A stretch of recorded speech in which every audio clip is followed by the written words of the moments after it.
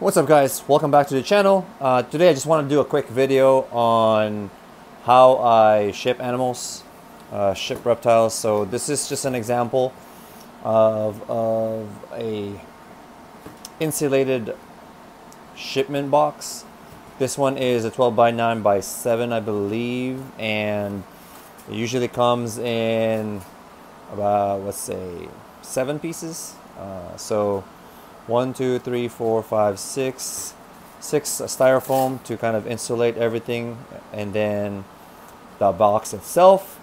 And then in addition to that, you would have to purchase a snake bag. If you don't have the snake bag, what I usually use, let me go ahead and grab it right here, is a deli cup. Now this is only going to work, and these ones have holes already in them. And this is only going to work for hatchlings or kind of well-started baby snakes. It's not going to work with adults, definitely. And usually for adults, we buy or purchase bags. This is a smaller bag, 8 by 12, but usually it's going to be the 15 by 8, I believe, is the size. It's definitely for the adults. But yeah, just wanted to kind of give you guys a quick look on how we ship animals. So typically we would put some kind of absorbent material in here, which is going to be like a paper towel, tissue paper, something like that. Same with this one. Put a piece of paper in there, or paper towels, just in case they pee or poo during the travel. I mean, unfortunately, it is what it is. It's gonna stink if they do go. So I try not to feed the week of shipping, especially an animal that I know has been sold already. But sometimes you don't catch it. You sell it right after you actually feed them, and so sometimes it just times it right where it ends up going in the bathroom in the box, and it's not pleasant. I've received packages like that where it stunk. So usually the bags are just not reusable anymore. You have to either wash them or just toss them away. But yeah, so for those that are getting started, I know a lot of you guys are probably wondering, especially starting breeding, learning how to ship, right? In the beginning, you're building your collection. It doesn't hurt to keep these boxes. These boxes range from anywhere from $4 to $15 each. So they cost a lot of money. So if you are purchasing and collecting right now, save these boxes. Save the environment, because some of these are reusable. As long as they're still in good condition, reuse them. It doesn't hurt to do that. But for me, I don't have a lot of recycled boxes. Sometimes every now and then I would purchase some, so I would reuse those. I'd keep those boxes. But for the most part, I've just been buying shipping boxes to be able to ship out some of the animals. One of the things that I also need, I think I have it here, yeah, is heat packs. So right now it's still hot, still end of summer, but heat packs are important when you are shipping during fall and winter season.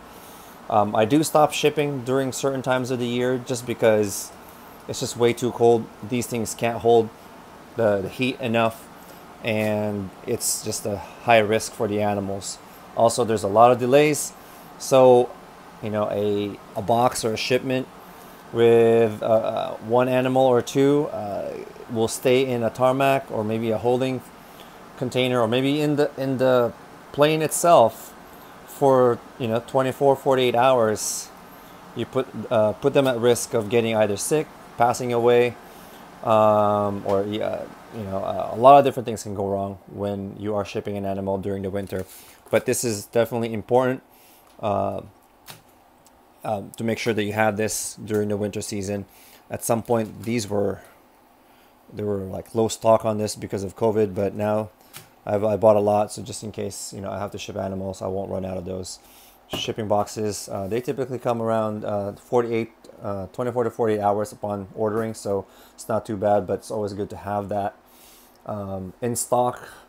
But yeah, if you're getting started and you have been buying animals, and obviously they're shipping it to you, save the boxes. You know, especially if they're in good condition. Uh, there are plenty of companies out there that make these. Just make sure that they are the ones that actually already say for animals. So I order them through. There's one, Ship Your Reptiles. You can order that. Reptiles to You makes them. So there are different companies that order these. But yeah, and then there's this one is already ready to go. I just have to put the label in there.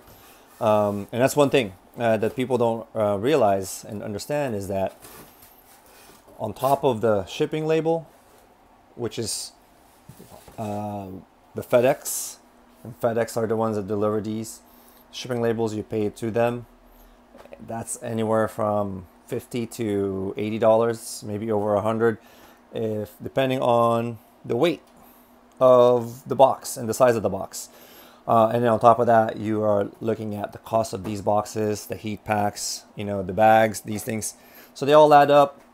So if you are breeding ball pythons or any kind of reptiles that you would need to ship them in these kind of containers, just keep that in mind because they do add up, and it's something that you're going to need to do and need to have when that time comes and you're producing your own babies and animals that you are having for sale. So, all right, guys, if you guys have any question, I know I'm kind of rambling now, but I just wanted to share with you guys, since I was packaging some animals today, I wanted to just make this content and share with you how I shipped and what are the necessary items that you need when you're shipping your animals. So don't ship animals just in regular boxes.